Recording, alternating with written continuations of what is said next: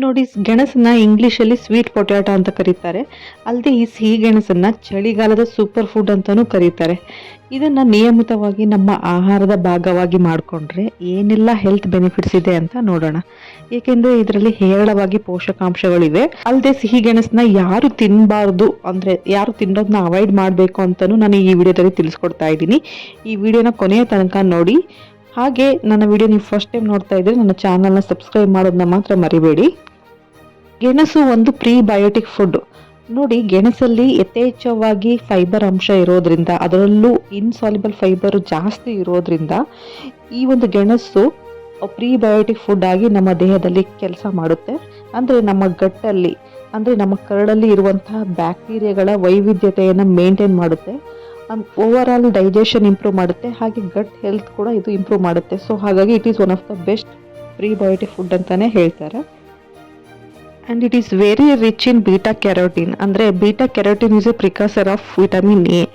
ಅಂದರೆ beta carotene vitamin A ಆಗಿ convert ಆಗುತ್ತೆ. ನೋಡಿ, ಈ ವಿಟಮಿನ್ ಎ ಅನ್ನೋದು ತುಂಬ ಒಂದು ಅಧಿಕ ಪ್ರಮಾಣದಲ್ಲಿ ಈ ಸಿಹಿ ಗೆಣಸಿನಲ್ಲಿದೆ. ವಿಟಮಿನ್ ಎ ನಮಗೆ ನಮ್ಮ ದೇಹಕ್ಕೆ ಏಕೆ ಬೇಕು ಅಂತಂದರೆ ಮುಖ್ಯವಾಗಿ ನಮ್ಮ ಕಣ್ಣಿನ ಆರೋಗ್ಯಕ್ಕೆ, ಅಂದರೆ ಐ ಹೆಲ್ತ್ ಚೆನ್ನಾಗಿರಲಿಕ್ಕೆ ತುಂಬಾ ಸಹಕಾರಿ ಈ ಒಂದು ವಿಟಮಿನ್ ಎ. ಈ ಒಂದು ವಿಟಮಿನ್ ಎ ಅಂಶ ನಿಯಮಿತವಾಗಿ ಮಕ್ಕಳಿಗೂ ಬೇಕು, ವಯಸ್ಸಾದವರಿಗೂ ಬೇಕು, ಎಲ್ಲರಿಗೂ ಬೇಕಾಗಿರುವಂಥ ಒಂದು ವಿಟಮಿನ್ ಅಂದರೆ ಈ ವಿಟಮಿನ್ ಎ. ಈ ವಿಟಮಿನ್ ಎ ನಮ್ಮ ಕಣ್ಣಿನ ಆರೋಗ್ಯ ಚೆನ್ನಾಗಿಡೋದಲ್ದೇ ಇವನ್ ನಮ್ಮ ಇಮ್ಯುನಿಟಿ ಸಿಸ್ಟಮ್ನು ಕೂಡ ಇದು ಇಂಪ್ರೂವ್ ಮಾಡುತ್ತೆ. ಹೇಗೆ ಕ್ಯಾರೆಟಲ್ಲಿ ವಿಟಮಿನ್ ಎ ಸಿಗುತ್ತಲ್ಲ, ಹಾಗೆ ಈ ಒಂದು ಸಿಹಿ ಗೆಣಸಲ್ಲೂ ಕೂಡ ನಮಗೆ ತುಂಬ ಒಂದು ಹೇರಳವಾದಂಥ ವಿಟಮಿನ್ ಎ ನಮಗೆ ಇದರಿಂದ ಸಿಗುತ್ತೆ. ಅಲ್ಲದೆ ಈ ಸಿಹಿ ಗೆಣಸಲ್ಲಿ ವಿಟಮಿನ್ ಇ ಕೂಡ ತುಂಬ ಅಧಿಕ ಪ್ರಮಾಣದಲ್ಲಿದೆ. ನೋಡಿ, ವಿಟಮಿನ್ ಇ ಅಧಿಕವಾಗಿ ಇರೋದ್ರಿಂದ ಇದು ನಮ್ಮ ಸ್ಕಿನ್ ಹೆಲ್ತ್ ಚೆನ್ನಾಗಿಡ್ಲಿಕ್ಕೆ ತುಂಬಾ ಸಹಕಾರಿಯಾಗುತ್ತೆ. ಇದೊಂದು ಆ್ಯಂಟಿ ಇನ್ಫ್ಲಮೇಟರಿ, ಹಾಗೆ ಇದರಲ್ಲಿ ಒಳ್ಳೆಯ ಆ್ಯಂಟಿ ಆಕ್ಸಿಡೆಂಟ್ಸ್ಗಳು ಕೂಡ ತುಂಬ ಹೇರಳವಾಗಿವೆ. ಅಂದರೆ ನಮ್ಮ ದೇಹದಲ್ಲಿ ಉತ್ಪತ್ತಿಯಾಗುವ ಕೆಲವು ಫ್ರೀ ರ್ಯಾಡಿಕಲ್ಸ್ಗಳನ್ನು ಇವು ನ್ಯೂಟ್ರಲೈಸ್ ಮಾಡುತ್ತವೆ. ಹಾಗೆ ಇವು ನಮ್ಮ ಏಜಿಂಗ್ ಪ್ರೊಸೆಸ್ನು ಕೂಡ ಸ್ಲೋ ಡೌನ್ ಮಾಡುವಂಥ ಸಾಮರ್ಥ್ಯವನ್ನು ಹೊಂದಿರುತ್ತೆ. ನೋಡಿ, ಇದು ನಮ್ಮ ಸ್ಕಿನ್ನ ಚೆನ್ನಾಗಿಡುತ್ತೆ. ಹಾಗೆ ನಮ್ಮಲ್ಲಿ ಇರುವಂತಹ ಟಾಕ್ಸಿನ್ನ ಹೊರಗೆ ಹಾಕಲಿಕ್ಕೆ ತುಂಬಾ ಸಹಕಾರಿಯಾಗುತ್ತೆ.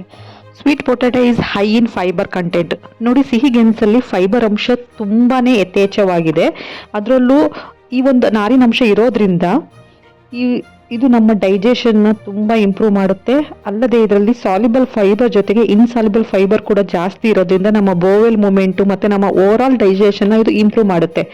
ಅಲ್ಲದೆ ನೋಡಿ, ಇದರಲ್ಲಿರುವಂಥ ಫೈಬರ್ ಹೈ ಫೈಬರ್ ಕಂಟೆಂಟ್ ಇರೋದ್ರಿಂದ ಮತ್ತು ಪ್ರೋಟೀನ್ ಕೂಡ ಇದರಲ್ಲಿ ಚೆನ್ನಾಗಿರೋದ್ರಿಂದ ಇದು ಗ್ಲೈಸೆಮಿಕ್ ಇಂಡೆಕ್ಸ್ ಕೂಡ ಇದರಲ್ಲಿ ತುಂಬ ಕಡಿಮೆ ಇರುತ್ತೆ. ಸೊ ಈ ಒಂದು ಗ್ಲೈಸೆಮಿಕ್ ಇಂಡೆಕ್ಸ್ ಕಡಿಮೆ ಇರೋದ್ರಿಂದ ಇದು ನಿಧಾನಕ್ಕೆ ಇದರಲ್ಲಿರುವಂಥ ಗ್ಲೂಕೋಸ್ನ ರಿಲೀಸ್ ಮಾಡುತ್ತೆ.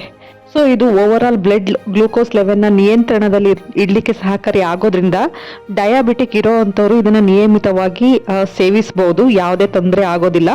ಅಲ್ಲದೆ ಇದರಲ್ಲಿ ಪ್ರೋಟೀನ್ ಜಾಸ್ತಿ ಇರೋದ್ರಿಂದ, ಅಂದರೆ 100 ಗ್ರಾಮ್ ಗೆಣಸಲ್ಲಿ ನಮಗೆ 2 ಗ್ರಾಮ್ ಪ್ರೋಟೀನ್ ಸಿಗುತ್ತೆ. ಅಲ್ಲದೆ ಇದು ಕೊಲೆಸ್ಟ್ರಾಲ್ ಅನ್ನು ಕೂಡ ಕಡಿಮೆ ಮಾಡುತ್ತೆ. ನಮ್ಮ ದೇಹದಲ್ಲಿರುವಂತಹ ಕೆಟ್ಟ ಕೊಲೆಸ್ಟ್ರಾಲ್ನ ಕಡಿಮೆ ಮಾಡಲಿಕ್ಕೆ ತುಂಬಾ ಸಹಕಾರಿ ಈ ಒಂದು ಗೆಣಸು. ಅಲ್ಲದೆ ಈ ಒಂದು ಕೊಲೆಸ್ಟ್ರಾಲ್ ಲೆವೆಲ್ನ ಕಡಿಮೆ ಮಾಡೋದ್ರಿಂದ ಇದು ಗುಡ್ ಫಾರ್ ನಮ್ಮ ಹಾರ್ಟ್ ಹೆಲ್ತ್ಗೆ, ಅಂದರೆ ನಮ್ಮ ಹೃದಯದ ಆರೋಗ್ಯಕ್ಕೆ ತುಂಬಾ ಒಳ್ಳೆಯದು. ಅಲ್ಲದೆ ಇದರಲ್ಲಿ ಪೊಟ್ಯಾಷಿಯಂ ಕೂಡ ಅಧಿಕವಾಗಿರೋದ್ರಿಂದ ಬ್ಲಡ್ ಪ್ರೆಷರ್ನು ಕೂಡ ಇದು ಲೋಯರ್ ಮಾಡುತ್ತೆ. ಅಂದರೆ ಸೋಡಿಯಂ ಲೆವೆಲ್ನ ಕಡಿಮೆ ಮಾಡಿ ಬ್ಲಡ್ ಪ್ರೆಷರ್ನ ನಾರ್ಮಲ್ಗೆ ತರುವಂತಹ ಒಂದು ಸಾಮರ್ಥ್ಯ ಈ ಒಂದು ಗೆಣಸಲ್ಲಿದೆ. ಇಷ್ಟೊಂದು ಆರೋಗ್ಯ ಪ್ರಯೋಜನ ಈ ಗೆಣಸಲ್ಲಿದೆ ಅಂತ ನಿಮಗೆ ಗೊತ್ತಿರಲಿಲ್ಲ ಅನ್ಸುತ್ತೆ ಅಲ್ವಾ?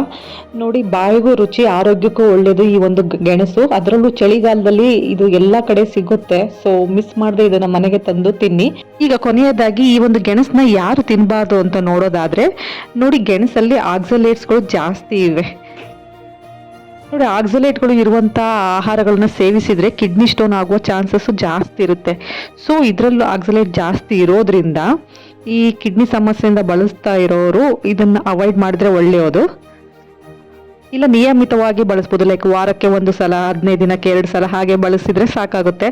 ಹಾಗಂತ ನೋಡಿ, ಇದರಲ್ಲಿ ತುಂಬ ಪೋಷಕಾಂಶ ಇದೆ ಅಂತ ಪ್ರತಿದಿನ ತಿನ್ನಬಾರ್ದು. ಅಲ್ಲದೆ ಇದರಲ್ಲಿ ಆಕ್ಸಲೇಟ್ ಜಾಸ್ತಿ ಇರೋದ್ರಿಂದ ಹೇಗೆ ಪಾಲಕ್ ಸೊಪ್ಪಲ್ಲಿ ಆಕ್ಸಿಲೇಟ್ ಜಾಸ್ತಿ ಇದೆ ಅಂತ ನಾವು ಅವಾಯ್ಡ್ ಮಾಡ್ತೀವಲ್ಲ, ಸೇಮ್ ಅದೇ ರೀತಿ ಈ ಒಂದು ಗೆಣಸನ್ನು ಕೂಡ ಆಲ್ಮೋಸ್ಟ್ ಕಿಡ್ನಿ ಸ್ಟೋನ್ ಅಥವಾ ಕಿಡ್ನಿ ಸಮಸ್ಯೆಯಿಂದ ಬಳಲ್ತಾ ಇರೋರು ಅವಾಯ್ಡ್ ಮಾಡಿದರೆ ಒಳ್ಳೆಯದು. ಅಲ್ಲದೆ ಇದರಲ್ಲಿ ವಿಟಮಿನ್ ಎ ಅಧಿಕವಾಗಿರೋದ್ರಿಂದ ನೋಡಿ, ಅತಿಯಾದ ವಿಟಮಿನ್ ಕೂಡ ಸೇವಿಸಬಾರ್ದು. ಈ ನಮ್ಮ ಡೈಲಿ ಅಗತ್ಯತೆಯ ವಿಟಮಿನ್ ಎ ಎಷ್ಟು ಬೇಕಲ್ಲ ನಮಗೆ, ಈ ಒಂದು ಪ್ರತಿದಿನ ಈ ಒಂದು ಗೆಣಸು ತಿನ್ನೋದ್ರಿಂದ ನಮಗೆ 200 to 300% ಹೆಚ್ಚು ವಿಟಮಿನ್ ಎ ನಮಗೆ ಈ ಒಂದು ಗೆಣಸು ಕೊಡುತ್ತೆ. ಹಾಗಾಗಿ ಅತಿಯಾದ ವಿಟಮಿನ್ ಎ ಒಳ್ಳೆಯದಲ್ಲ. ನೋಡಿ, ವಿಟಮಿನ್ ಎ ಜಾಸ್ತಿ ಸೇವಿಸಿದ್ರೆ ಇದು ನಮ್ಮ ಲಿವರ್ನ ಡ್ಯಾಮೇಜ್ ಮಾಡುವಂಥ ಚಾನ್ಸಸ್ ಜಾಸ್ತಿ ಇರುತ್ತೆ. ಯಾವುದೇ ಪೌಷ್ಟಿಕಾಂಶ ಆಗಲಿ ಅತಿ ಆಗಬಾರದು. ಯಾವುದೇ ವೈಟಮಿನ್ಸ್ಗಳು ಆಗಿರ್ಬೋದು ಕೂಡ ಅದು ಲಿಮಿಟಲ್ಲೇ ತಗೊಳ್ಬೇಕು. ಅದ್ರದ್ದು ಡೈಲಿ ರಿಕ್ವೈರ್ಮೆಂಟ್ ಏನಿರುತ್ತೆ ಅದು ಮೀಟ್ ಆದರೆ ಸಾಕಾಗುತ್ತೆ. ಯಾವುದು ಕೂಡ ಅತಿ ಆಗಬಾರ್ದು. ಸೊ ವಾರಕ್ಕೆ 1 ಸಲ, ತಿಂಗಳಲ್ಲಿ 2-3 ಸಲ ನೀವು ಒಂದು ಗೆಣಸು ಸೇವಿಸೋದ್ರಿಂದ ನಿಮ್ಮ ವೈಟಮಿನ್ ಡಿಫಿಷಿಯನ್ಸಿಗಳನ್ನ ಫುಲ್ಫಿಲ್ ಮಾಡ್ಕೊಬೋದು. ಸೊ ಈಟ್ ರೈಟ್ ಫುಡ್ ಅಂತ ಹೇಳ್ತಾ ಈ ವಿಡಿಯೋನ ಇಲ್ಲಿಗೆ ಎಂಡ್ ಮಾಡ್ತಾ ಇದ್ದೀನಿ. ನೀವೇನಾದರೂ ನನ್ನ ವಿಡಿಯೋ ಫಸ್ಟ್ ಟೈಮ್ ನೋಡ್ತಾ ಇದ್ದರೆ ನನ್ನ ಚಾನಲ್ನ ಸಬ್ಸ್ಕ್ರೈಬ್ ಮಾಡಿ. ಹಾಗೆ ಈ ವಿಡಿಯೋ ಇಷ್ಟ ಆದರೆ ನಿಮ್ಮ ಫ್ಯಾಮಿಲಿ ಫ್ರೆಂಡ್ಸ್ ಜೊತೆ ಶೇರ್ ಮಾಡಿ. Thank you.